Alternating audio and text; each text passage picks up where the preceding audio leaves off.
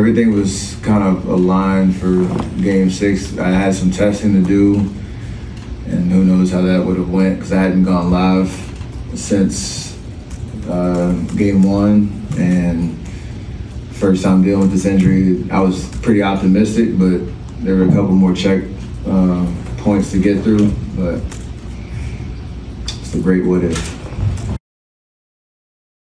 It's tough, man. Like that's a first for me. Obviously every season ends in some way, shape, or form. We've had 4 years where it's ended great for us, and the times you leave it all out on the floor and give whatever you have to try to either make the playoffs or keep your season alive or whatever it is, and sit on the sidelines. It's weird. You wish you were out there to be able to do something about it, but it just wasn't in the cards this year. We gave a great effort since February to give ourselves a chance, and we've been up here talking about it since then, and every game since. Just all we wanted was a chance, and to finish the year like we did, and to sneak in the playoffs, win that first round. Like, there's a lot to be proud of for sure, considering where we were, but definitely disappointed and frankly just sad that I wasn't out there able to play. So we have hopefully a bright future in terms of coming back next year and trying again. What do you think this roster needs? I don't know.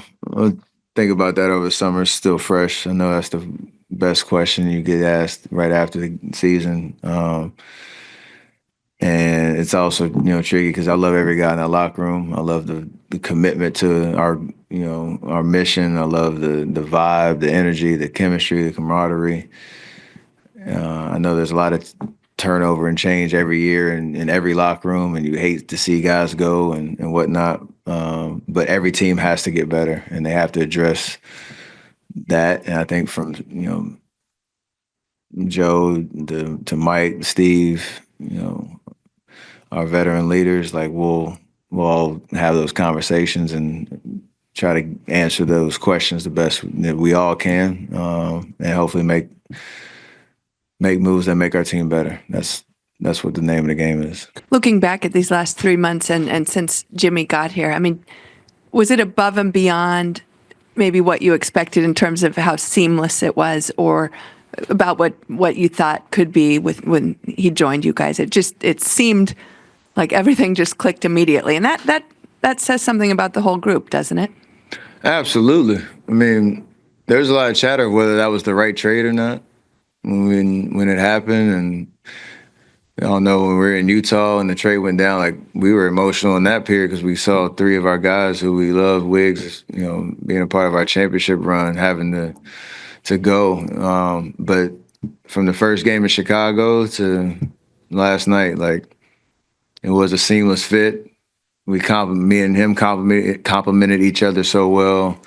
He gave us so much belief that we could, beat anybody any given night and make a legitimate run at climbing up the standings, and even having some playoff experience to look forward to. So I think it was a success, and now you have to build off of that with a full season hopefully in front of us. So I'm excited about it. Do you view this as like a 2-year window? I mean, you have 2 years left on your contract. Is that how you're viewing it? Yes, but also I'm just looking forward to next year. Like, as this league reminds you, you see teams that are still alive, you see the injuries that have happened, unfortunately, and nothing is, guaranteed in terms of you being competitive or being a contender. So, yeah, our contracts are all me, Draymond, Steve, Jimmy, all 2 years, and we want this ride to last as long as possible. But it's just about, like, what does this team need for next year? Answering those questions over the summer, everybody preparing themselves individually to get through, another 82-game season, hopefully with a little bit more of a little comfort room down the stretch where we don't have to have a 2-month gauntlet just to make the playoffs. So that's all we're really focused on right now. And I'm excited about it because there's clarity, although there are a lot of decisions that need to be made over the summer. Kuminga is the player whose future is probably most uncertain with restricted free agency. What's your big picture view of his 4 years here and his potential future or non-future here? I think he's grown a lot. He's been dealt a very tough hand, to be honest. Like, came in when we started 18 and whatever, two that year, and